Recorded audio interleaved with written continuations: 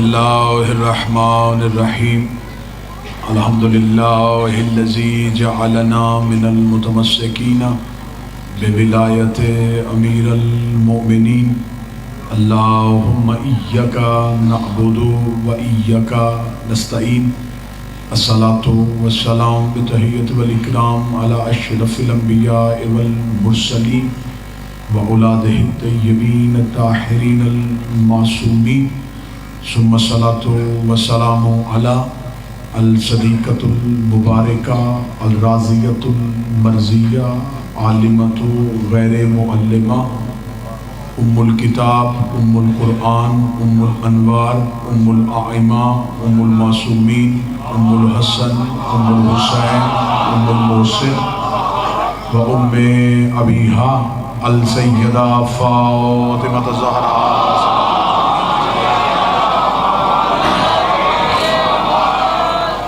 ولعن اللہ تعالی علی اعدائهم اجمعین اما بعد فقد قال حق سبحانہ تعالی فی کتابہ المجید و فرقان الحمید بسم اللہ الرحمن الرحیم ان اللہ و ملائکتہ یصلون علی النبی یا ایھا الذین آمنوا صلوا علیہ وسلموا تسلیما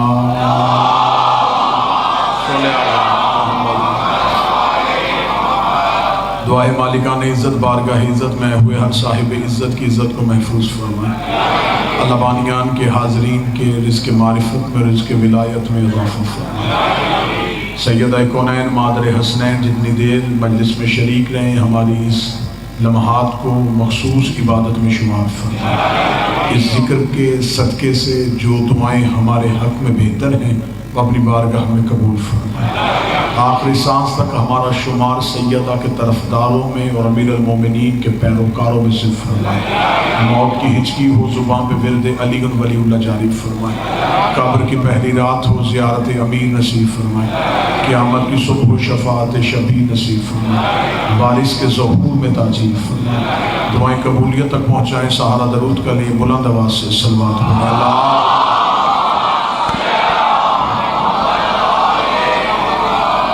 اجازت ہے پھر تو شروع کی جا سکتی میں نے آپ کے سامنے اللہ کے قرآن سے وہ آیہ کریمہ تلاوت کی ہے جو اتنی مشہور ہے کہ ہر مسلمان کو وہ یاد ہے ان اللہ و ملائکتہ یصلون علی نبی بے شک اللہ اور اس کے فرشتے درود پڑھتے ہیں نبی پہ یا ایھا الذین آمنوا صلوا علیہ وسلموا تسلیما صلی محمد جو اس آیت کے پہلے حصے کا میں نے ترجمہ کیا وہ ترجمہ بالکل ٹھیک ہے اور ہے بھی ایسا ہی اس کے آگے جو ہے اس ترجمے کو محدود کیا گیا ہے اور جو اللہ کہنا چاہتا تھا اسے چھپایا گیا ہے میں پھر آپ کے سامنے ترجمہ پڑھ دیتا ہوں بے شک اللہ اور اس کے ملائکہ درود بھیجتے ہیں علی نبی نبی پر یا ایھا الذین آمنوا اے صاحبان ایمان صلو علیہ تم بھی ان پر درود پڑھو اس کے آگے جو ہے وہ آگے خدا کیا کہہ رہا ہے وسلموا تسلیما اور انہیں ایسے تسلیم کرو جیسے تسلیم کرنے کا حق خدا صرف ان کو منوا نہیں رہا انہیں تسلیم کروانا ہے آج کسی بھی مسلمان سے کہو تو علی کو مانتا ہے تو مانتا تو وہ ہے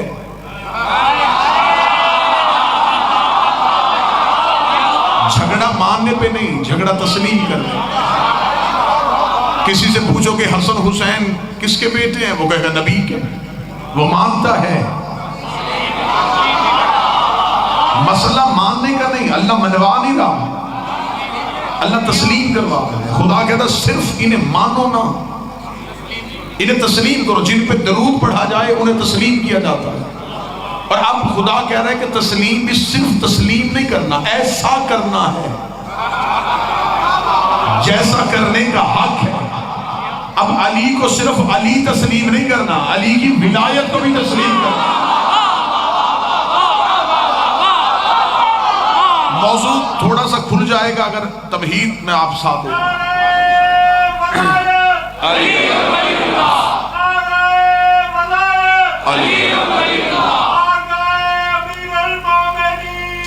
علی ابن ابی طالب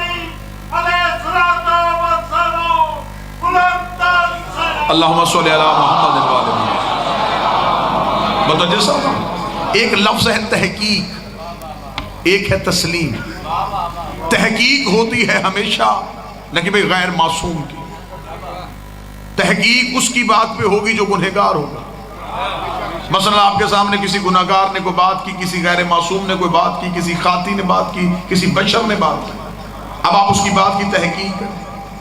تحقیق غیر معصوم پہ ہوتی ہے، معصوم پہ تحقیق نہیں ہوتی۔ معصوم منزل تحقیق پہ نہیں، منزل تسلیم پہ۔ قرآن منزل تحقیق پہ نہیں، منزل تسلیم ہے۔ قرآن جو کہے اسے مانو، اسے تسلیم کرو۔ میں نے آج تک کبھی نہیں دیکھا کہ کسی مسجد میں، کسی مدرسے میں یا کسی ٹی وی چینل پہ چند علماء اسکالرز بیٹھ کے کہہ رہے ہوں کہ آئیں قرآن کی آیتوں پہ تحقیق کریں کہ کیا ایسا ہو سکتا ہے یا نہیں ہو سکتا۔ اگر آپ میں سے کسی نے دیکھا تو وہ مجھے بتائے کہ کبھی کسی نے قرآن کے کسی واقعے پہ تحقیق کی ہو۔ سمجھ میں آئے پھر بھی تسلیم کرو، نہ سمجھ میں آئے پھر بھی تسلیم کرو۔ ان گنت واقعات قرآن میں ایسے ہیں جنہیں عقل ماننے کو تیار نہیں، اس لیے کہ وہ قرآن کے اندر ہے، تسلیم کرنا پڑے گا۔ آدم بغیر ماں باپ کے دنیا میں کیسے آیا؟ تحقیق نہ کرو تسلیم کرو۔ نوح کے تندور سے پانی نکل کے پہاڑوں پہ کیسے چلا گیا؟ تحقیق نہ کرو تسلیم کرو۔ موسیٰ کا عصا دریا میں رستہ کیسے بناتا تھا؟ تحقیق نہ کرو تسلیم کرو۔ ابراہیم آگ کو ٹھنڈا کیسے کرتا تھا؟ تحقیق نہ کرو تسلیم کرو۔ اسماعیل چھری کے نیچے سے نکل کے کیسے آ گیا؟ تحقیق نہ کرو تسلیم کرو۔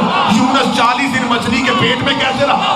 تحقیق نہ کرو تسلیم کرو۔ یعقوب کو یوسف کے کرتے سے آنکھیں کیسے مل گئی؟ تحقیق نہ کرو تسلیم کرو۔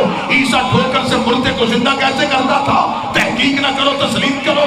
اگر قرآن پہ تحقیق نہیں تو تسلیم ہے تو میں یہ بھی تحقیق نہیں کرنی کہ علی مردے کیسے زندہ کرتا تھا، حسین بیٹے کیسے دے لیتا۔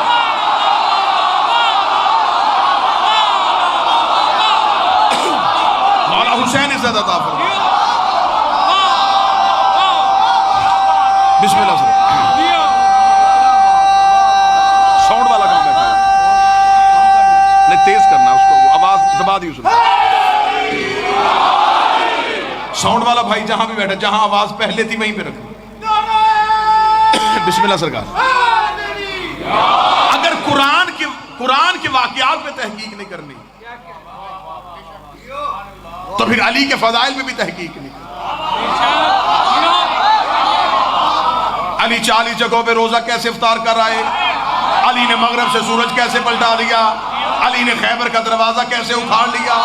راہب نے حسین کو بیٹے کیسے دے دیے؟ اگر قرآن کی آیتوں پہ اعتبار ہے تو پھر علی امام ہے۔ امامت بھی منزل تحقیق پہ نہیں، منزل تسلیم پہ ہے۔ اب کسی مولوی کے سر پہ قرآن رکھو، یہ واقعات ہماری سمجھ میں نہیں آتے جو قرآن کے اندر لکھے، پھر ہو کیسے گیا؟ وہ کہے گا یہ اللہ کی قدرت کی نشانی ہے، یہ اللہ کی قدرت کی نشانی ہے۔ تجھے اللہ کی قدرت سمجھ میں آ گئی، علی کی ولایت سمجھ میں نہیں آئی۔ اگر اللہ اپنی قدرت سے معجزات کر سکتا ہے تو علی نمائندہ قدرت ہے۔ قرآن کی ایک بھی آیت پہ تحقیق نہیں۔ تحقیق غیر معصوم کی بات کو، معصوم کی بات کو تسلیم کیا جاتا ہے۔ صاحبانہ اشارہ میرے سامنے بیٹھے اور اشارہ یقیناً یہ معرفت والے احباب ضرور سمجھ آئیں گے اور مجھے یقیناً اس بات کی تفصیل نہیں پڑھنی پڑے گی۔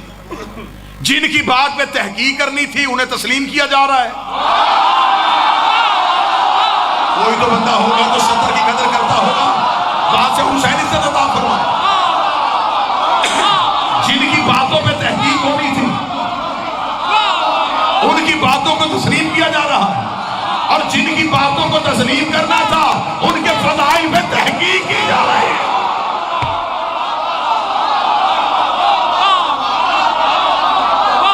تحقیق نہیں بھائی ہونی تھی غیر معصوم پہ،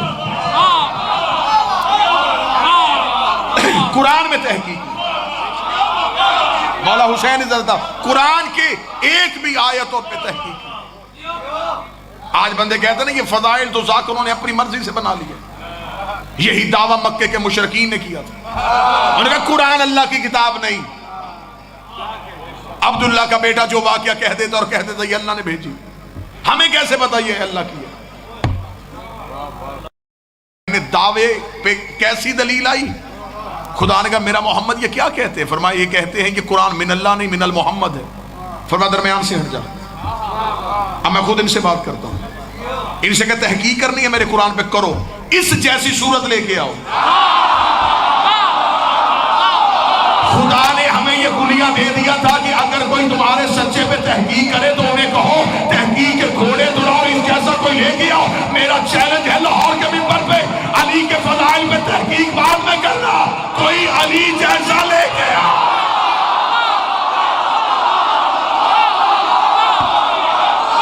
قرآن جیسی کتاب کوئی نہیں ہے۔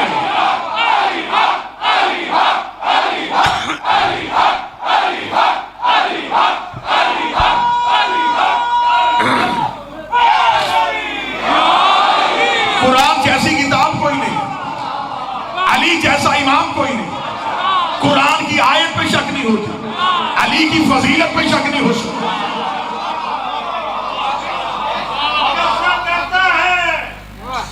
اللہ ہے قادر مطلق، علی ہے ولی مطلق۔ بہت بہتر طریقے سے ہم نے پہلا زینہ عبور کیا، بڑھتے ہیں دوسرے زینے کی طرف۔ موضوع پہ آؤں گا اور بالکل آپ کو خبر بھی نہیں ہوگی کہ ہم کہاں سے کہاں جانے لگے۔ قرآن منزل تحقیق پہ نہیں، منزل تسلیم پہ۔ نبی بھی منزل تحقیق پہ نہیں، منزل تسلیم پہ۔ نبی کے آگے بھی کیوں، کیا، کیسے ہے ہی نہیں۔ کہہ دیا، کہہ دیا، تسلیم کر۔ یہ جو ہمارے پاس لا الہ الا اللہ ہے، یہ محمد رسول اللہ کی تسلیم کا نام ہے۔ ہم نے جو اللہ دیکھا ہی نہیں تھا، ہمیں اس نے کہا مانو، ہم نے تسلیم کر لیا۔ اس نے کہا جنت ہے، ہم نے تسلیم کر لیا۔ اس نے کہا فرشتہ ہے، ہم نے تسلیم کر لیا۔ نبی بھی منزل تحقیق پہ نہیں، منزل تسلیم پہ۔ میرے اہل سنت بھائیوں کے ہاں کتابوں میں واقعہ متواتر درج۔ ایک صحابی تھے، نام تھا ان کا خزیمہ، ان کا لقب تھا ذو شہادتین، دو گواہیوں والا۔ یہ جتنی دیر زندہ رہے ان کی گواہی دو مردوں کے برابر مانی جاتی۔ یہ ذو شہادتین بنے تھے نبی کے کہنے کے مطابق۔ جاؤ اہل سنت کتابوں کے اتنے انبار لگ جائیں کہ خزیمہ سے کیا فعل سرزد ہوا تھا کہ وہ ذو شہادتین ہو گئے۔ نبی کے پاس ایک یہودی آیا، اس نے کہا اے مسلمانوں کا پیغمبر، تو نے مجھ سے کوئی قرض لیا تھا، وہ واپس نہیں کیا۔ رسول نے کہا میں نے تو تجھ سے قرض نہیں لیا۔ اس کی ای کو بند کر دے، گونج ختم ہو جائے، ڈبل آواز میں نے تجھ سے قرض نہیں لیا۔ اس نے کہا میں اپنے پاس ایک گواہ رکھتا ہوں کہ آپ نے قرض لیا تھا۔ رسالت امام نے کہا کون سا گواہ ہے؟ اس نے ایک یہودی بغل سے نکالا، اس نے کہا یہ گواہ ہے، آپ نے قرض لیا تھا۔ رسالت امام خاموش تھے، یہ خزیمہ بن ثابت ہے۔ یا رسول اللہ کیا ماجرا ہے؟ فرمایا یہ یہودی دعویٰ کرتا ہے میں نے اس سے قرض لیا جبکہ میں نے تو نہیں لیا، اور یہ مجھ سے گواہ مانگ رہا ہے۔ خزیمہ نبی کے قریب آیا، نبی کے قدموں پہ ہاتھ رکھے، یہودی کی طرف دیکھ کے آنکھوں میں آنکھ ڈال کے کہا میں گواہی دیتا ہوں قرض میرے نبی نے نہیں لیا۔ موضوع کھلنے لگا ہے، اسی جملے سے موضوع کھل جائے گا اگر آپ کے ذہن یہاں پہ موجود ہوئے۔ میرے نبی نے قرض نہیں لیا۔ نبی نے اس کی طرف دیکھے کہا خزیمہ تو نے گواہی کیسے دے دی؟ خزیمہ دیکھا آپ نے کہا اللہ ہے، میں نے دیکھا تھا۔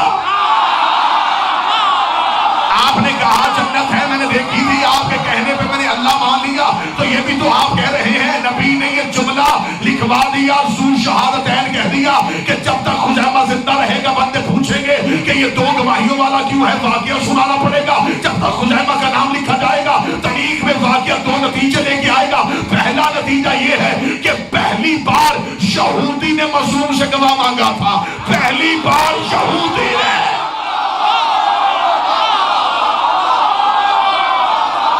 جنہیں مضمون کی ربط یاد ہے، پہلی بار ایک یہودی نے معصوم سے گواہ مانگا۔ نبی کو گواہ نبی سے مانگنا نہیں تھا، نبی کی بات کو تسلیم کرنا ہے۔ زہرا ہے محمد کی بیٹی،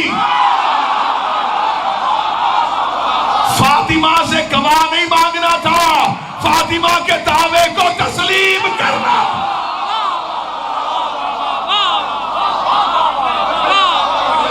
سیدہ کی بات پہ تحقیق نہیں کرنی تھی، سیدہ کی بات کو تسلیم کرنا، کیونکہ سیدہ ہے درود میں شامل، اور آپ نے درود میں کہہ دیا ہے وَسَلِّمُوا تَسْلِيمًا، ہم زہرا کو تسلیم کرتے ہیں، تو پھر ویسا تسلیم کرو جیسا کرنے کا حق ہے۔ کوئی بندہ غیر مذہب بیٹھا تو اس کے لیے جملہ کہنے لگا غیر شیعہ کے لیے، اگر آپ زہرا کو تسلیم کرتے ہیں تو پھر ان کو کیوں تسلیم کرتے ہیں جو زہرا کو تسلیم نہیں کر رہے؟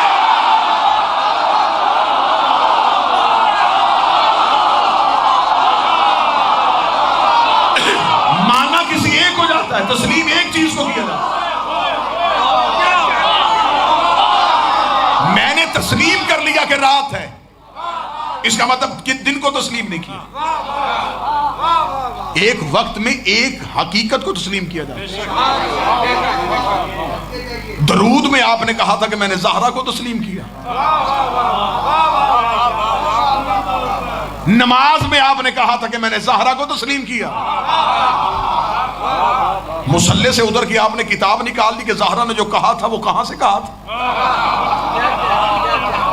تو یا تو نماز میں درود پڑھنا چھوڑ دو،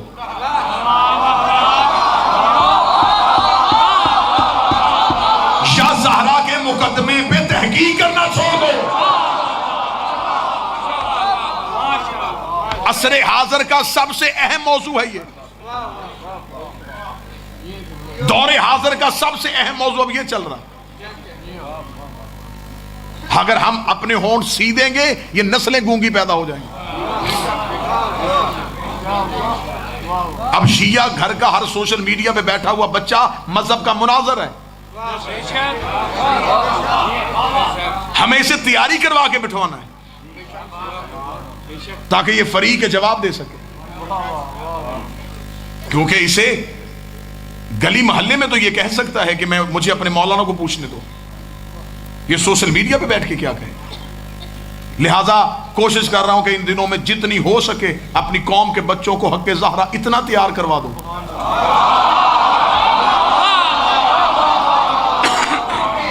کہ میدان جب بھی سجے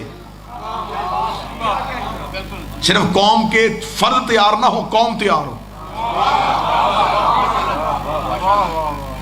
جناب سیدہ کے حق کا عوام تک نہ پہنچنا آپ کی کمزوری نہیں، منبر کی بزدلی کی علامت تھی۔ میں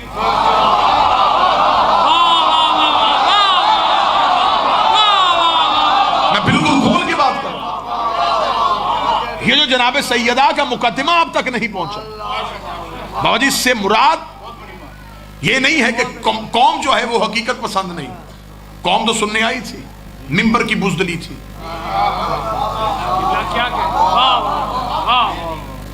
کہ ہم نے آپ کو جناب سیدہ کا حق بتایا ہی نہیں،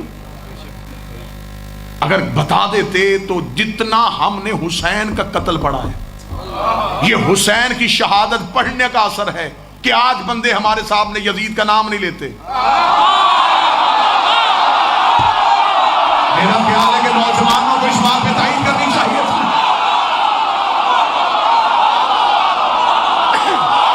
اتنا پڑھا گیا ہے میری قوم نے قتل حسین، اتنا شہادت حسین کو پڑھا ہے کہ آج کوئی بندہ میری قوم کے ماتمی کے سامنے یزید کا نام لینے کا تیار نہیں ہے۔ جیسے سمت رسول کا قاتل بتایا تھا ویسے بنت رسول کا قاتل۔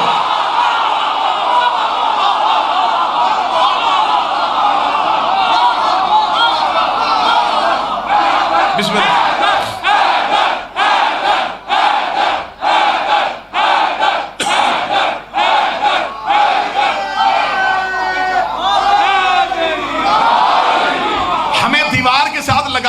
ہم خود دیوار کے ساتھ لگیں گے۔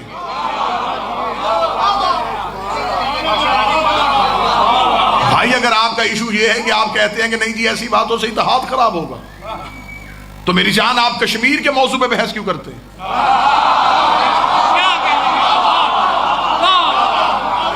تو سرکاری تعطیل کی ہے نا، چھٹی کی ہے. آپ کے پرائم منسٹر نے اقوام متحدہ میں کشمیر کے ایشو پہ بات کی، پوری دنیا کے مسلمانوں نے سراہا. بڑی اچھی بات ہے، ایسے ہی ڈٹ کے بات ہونی چاہیے. اس کا مطلب اگر آپ حق پہ ہیں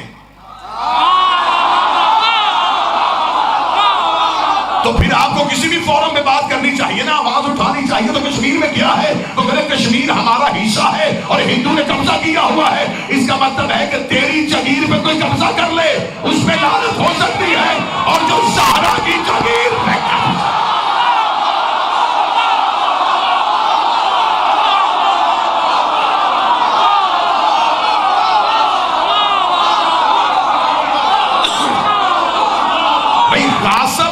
جگہ کا غاصب. تیاری کرے میری قوم کی بچے تیار ہو.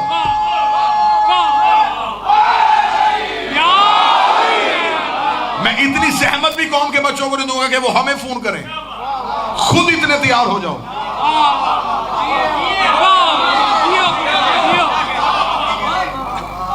لہذا میں سارے عدالتوں کے سسٹم کو بھی سمجھتا ہوں. میں پوری ذمہ داری کے ساتھ ایسا لفظ کہنے لگا ہوں کہ اچھا وکیل وہ ہوتا ہے جو ایک دلیل کے ساتھ مخالف وکیل کا منہ بند کر دے. ایسا ہی. لیکن لاہور میں پہلی بار لاہور میں فتح کے لیے پہلا زاویہ استعمال کرنے لگا ہوں. اور اس زاویے کے بعد میں جواب نہیں دینے لگا، سوال ہی دفن کرنے لگا. میں جواب نہیں دینے لگا، میں سوال کی کمر توڑنے لگا. آج کے بعد جب بھی کہیں بحث کرنا اس زاویے کو استعمال کرنا. ہمیشہ بہترین سپاہی وہ ہوتا ہے جو دشمن کو دیکھ کے حکمت عملی بدلے.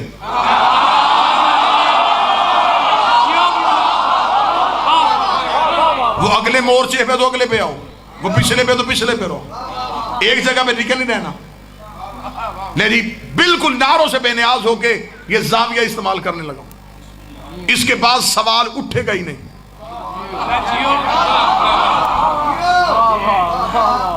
اب دو سوال ہیں اس وقت جو پوری دنیا میں ہو رہے ہیں کہ بی بی دربار میں کیوں گئی تھی.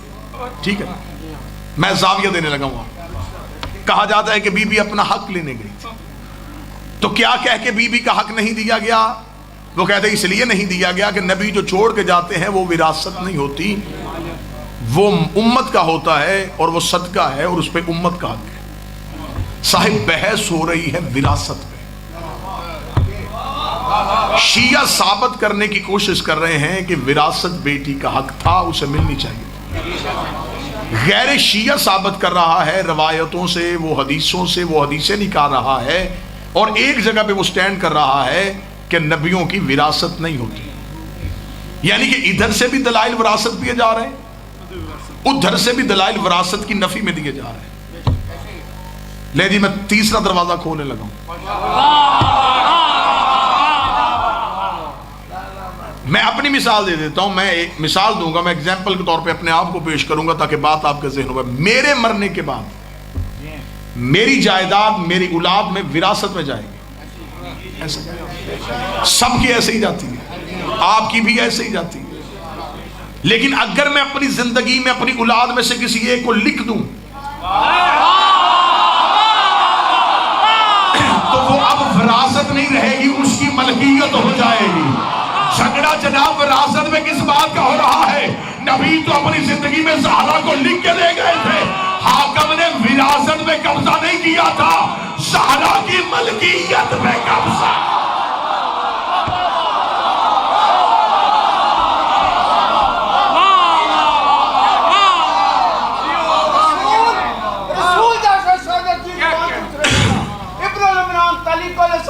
فصیح البیان بارس القرآن کل ایمان، جس کا نام آپ پر بشم فقیر، زمین پر جم جائے، نزدیک لوہ کا لوہ، نزدیک قلم کا منصوب، نزدیک لوہ کے میل، صوبے خبیر، زبانیں چھلانی میں چروہیر، انجیلیں فرنیہ میں ارمنا، کتاب منجانا واللہ میں اللہ، کتاب روسیہ میں بچ، کتاب دار میں وکیلہ، عزیز شبوں کا مبیلہ،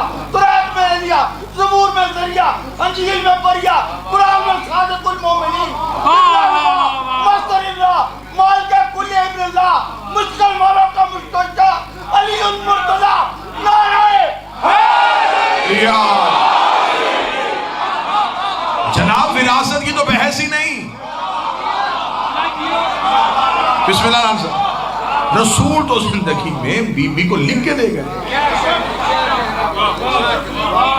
بی بی جو تحریر دربار میں لے گئی تھی وہ وراثت کے کاغذ نہیں تھے.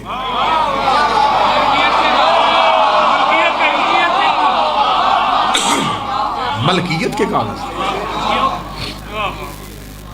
اتنا ہم اپنے آپ کو تیار کر چکے ہیں کہ اگر ہمیں عدالت میں بلا کے یہ کہا جائے کہ صاحب مذہب کی کتاب نہیں کھولنی، مذہب کی کوئی کتاب نہ کھولے، کسی فرقے کی نہ کھولے، قانون سے ثابت کرو،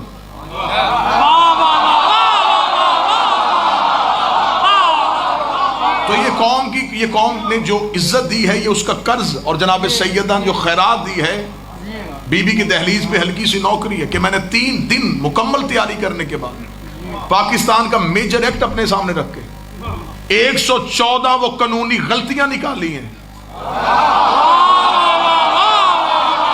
جو سیدہ کے مقدمے میں حکومت کی طرف سے ہوئی ہیں.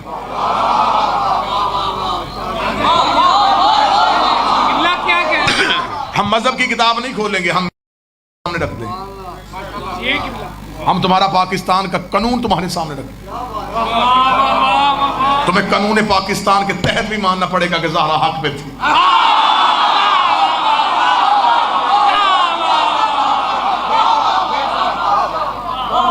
آج بھی پاکستان کے قانون میں یہ بات شامل ہے کہ ایک گھر میری ملکیت ہے، میں اس میں رہ رہا ہوں، ایک عرصے سے میں رہ رہا ہوں، ایک شخص نے میرے ملکیت میرے مکان پہ قبضہ کر لیا، وہ قابض ہو گیا، میں بھی عدالت میں چلا گیا، وہ بھی عدالت میں چلا گیا. پاکستان کا قانون یہ کہتا ہے گواہ مالک نہیں دے گا، قابض دے گا.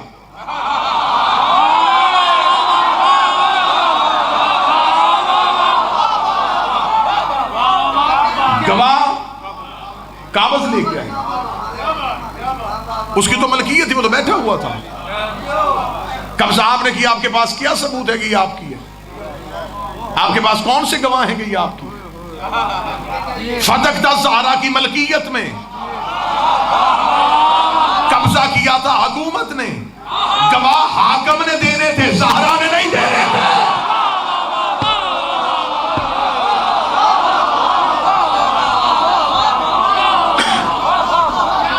دوسری قانونی غلطی صاحب یہ ہے، میں 2-3 غلطیاں پڑھ کے پھر اس کے بعد میں موضوع کو متصل کرتا ہوں. دوسری قانونی غلطی ہے کہ اگر آپ اسٹیٹ کے خلاف کیس کرتے ہیں تو یہ نہیں ہو سکتا کہ آپ پرائم منسٹر کے خلاف کوئی اپلیکیشن دیں اور اسے سنے بھی پرائم منسٹر.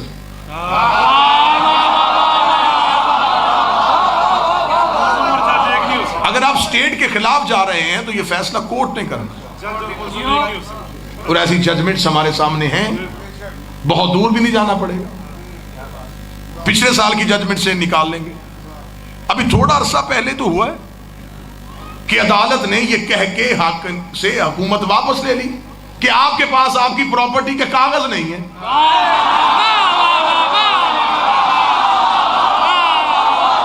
میرا خیال اگر یہ قوم اشارے سمجھنے شروع کر دے تو بہت سی چیزیں جن کی وضاحت کی ضرورت ہے. لیکن وہ کیا کہہ کے حکومت، پچھلی حکومت کیوں ختم ہوئی تھی؟ اور اگر جی آپ کے پاس کوئی پراپرٹی ہے لندن میں، ملکیت لے کے آؤ، وہ ملکیت ثابت نہیں کر سکے، انہوں نے تخت سے اتار دی. اس کا مطلب جس جاگیر کے حاکم کے پاس کاغذ پورے نہ ہو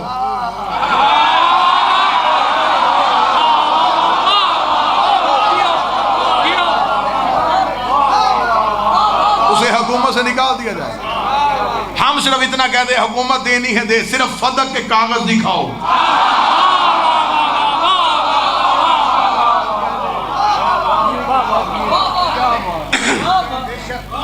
تیسری قانونی غلطی، یہ فیصلہ جانا تھا قاضی کے پاس، سننا قاضی نے تھا. عدالتوں میں جانے والے لوگ بیٹھے رہے تشریف میں میری تائید فرمائیں گے. تیسری قانونی غلطی کہ اگر آپ کسی پراپرٹی کے خلاف جاتے ہیں